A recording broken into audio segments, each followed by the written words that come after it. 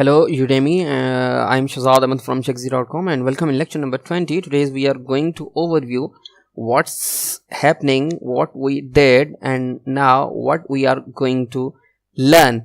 So in the previous lecture you learned how can you embed the external iframes using your Twitter bootstrap. Make sure this is the bootstrap series and we are learning bootstrap 3. Why? Because before starting bootstrap 4 it's necessary or it's required that you have familiar or you have to familiar with bootstrap 3. So that's why we are going to cover each and everything from the bootstrap 3, and when we complete the bootstrap 3 then we can move further to bootstrap 4. You can see the bootstrap 4 is the current version of bootstrap, but before learning bootstrap 4 you have to familiar with bootstrap 3. So now I'm saying that we have completed the component section. Now we are going to learn the CSS sections.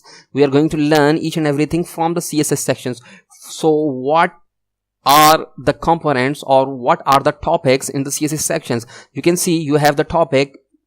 They have overview. How can you create your files? First of all, how can you create your mobile responsive? How can you create your typography and links? Normalize CSS. Your grid system starts here.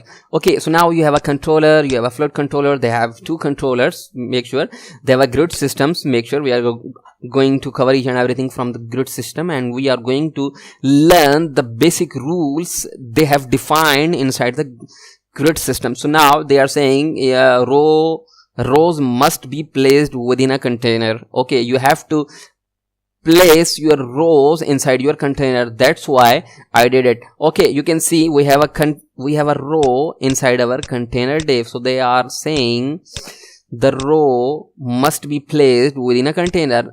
So they are also saying predefined grid classes like row and call X available. Make sure they are also saying you have to place your column inside your row section. So that's why I have placed the column inside my row section. So that's why make sure we are going to cover the media queries at the end of this series, at the when we complete each and everything from the CSS and JS section.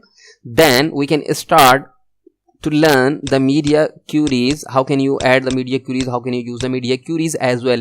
So they are saying these are the methods or this is the syntax to embed the media queries. So and now they are saying this is the grid systems and this is the fleet controller, this is the mobile desktop responsive, and they are saying they have the typography. They are saying how can you add the code. They are saying how can you embed the tables. They are saying how can you working with forms, how can you create the forms, basic form, inline form, horizontal forms, or static controller.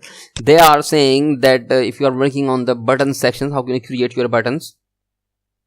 You have already learned how can you create your buttons like default, primary, success, and they are saying they have button large, small, extra small, and also they are saying they have the button large but in the block section. They have very large buttons and they have primary buttons, or they are saying that you can also add the button class inside the anchor, or you can also deactivate or disable any buttons, and they are saying they have the image sections. You can also style your image by giving the image rounded class, image circle, image. Don't worry, we are going to cover each and everything. So we are just telling you that we are going to cover each and everything from this section. So now how can you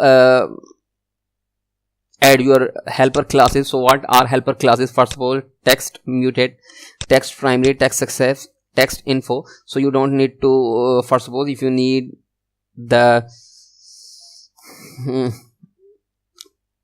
content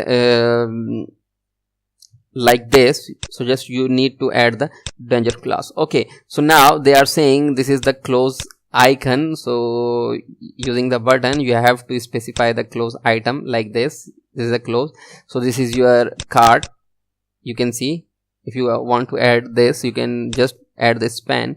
So now okay, now we are going to cover each and everything from top of this list to okay till here. Okay, so now you have your grid systems inside the CSS sections. Make sure we are going to start the CSS sections. So I hope you are enjoying this series, and if you are facing any problems, so feel free to ask me or feel free to share with me by sending any message at Udemy or by commenting any YouTube video, because we have a YouTube channel. So thank you for watching.